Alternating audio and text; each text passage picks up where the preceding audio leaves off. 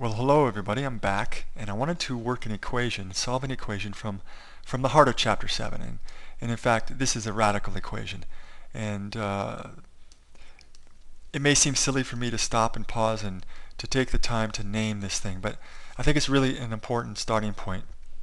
Experience has shown me that at this point in the class, deep into chapter 7, there's been so much material, so much similar material layered down that students start to get spun, and they start to forget that they start to treat equations as if they're expressions and expressions as if they're equations, and that's very understandable.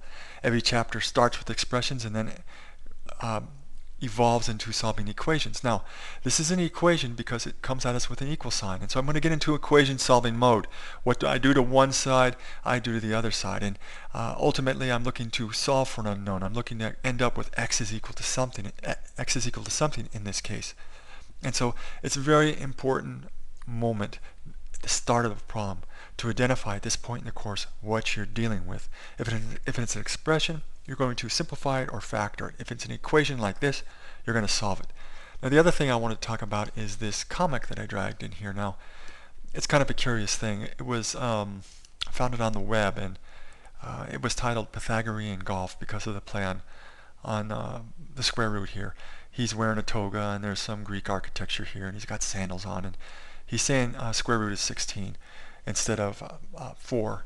And you know, this is a homonym, so to speak. Two words that sound the same but are spelled differently and have different meanings. It's a play on words. But the main idea here is the fact that square root of 16 is part of our cultural capital. If I give that to you, I'm pretty certain you know what it is because of our shared education. Now, I'm going to actually use that in my hack of this problem, or I think it's more appropriately called a exploit, and I'll talk about that as we go on. Let me show you how I'm going to shift perspective on this thing and with my hack. If I was to give you that problem, chances are, for some of you who find math onerous and odious, you'd throw up your hands. But look, I want to show you cover-up hack, and watch what happens here, how dramatically simplified this becomes when I play a little cover-up game on this. Now, I think it's pretty obvious what's inside that black box has got to be 4. And it was a remarkable simplification by throwing that black box down. And that's pretty much the hack. I call it a cover-up hack. What's inside that black box has got to be 4. We can agree on that. And so what is inside that black box? The square root of 3x minus 2. It has to be 4. So that's my first move right there. Now I'm going to play a little more cover-up for you here. I'm going to cover this up.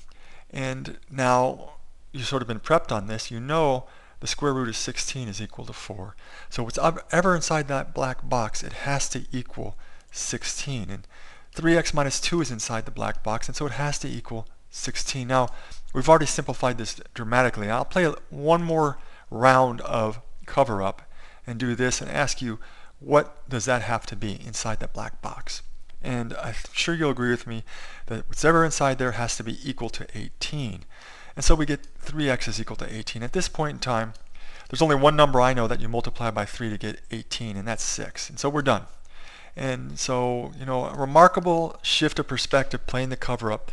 It seems as if we've solved this without working any algebra at all. But let me run it back and show you that really, in fact, I use the classic steps that you'll want to use to solve these sorts of radical equations. Now, the first move I did here was actually what we call isolating the radical. That's what's going on here between step 1 and step 2. Essentially what I did here is I subtracted 2 from both sides.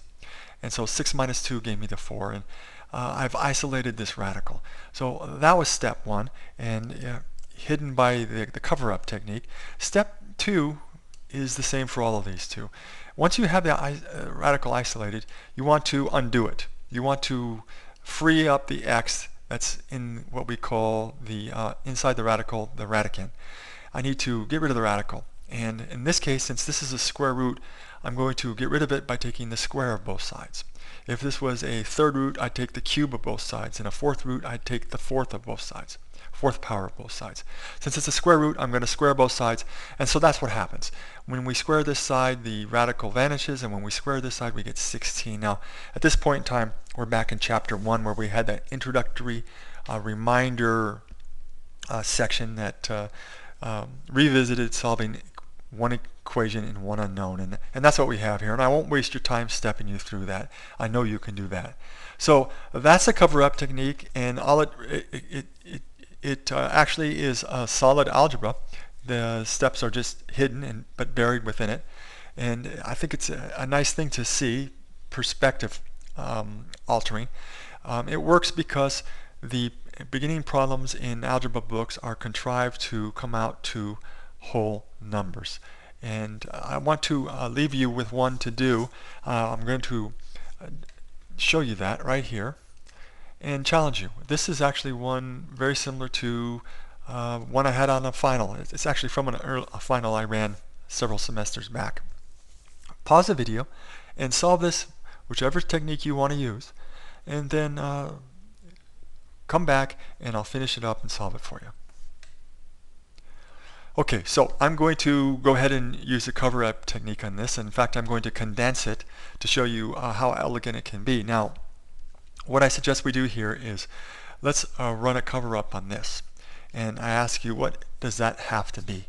And I think you'll agree with me that 3 minus 5 will give us a negative 2. So whatever in that black box has got to be 3. And so let me just throw a circle around it, or oval. And whatever inside there has to be 3.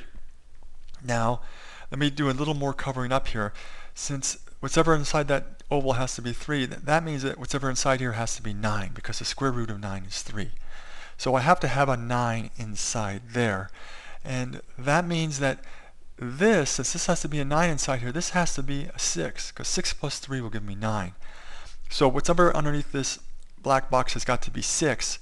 And I think you'll see and agree with me that that means that A has to be 3. So there you go, solved using the cover-up technique, and I hope you did it as well. Just another perspective, leveraging the fact that these problems are contrived to give us nice round whole number answers at the start. You want to learn the standard technique because the cover-up will only work when you have these nice round integer solutions. Okay, I hope that helps. Be talking to you again soon.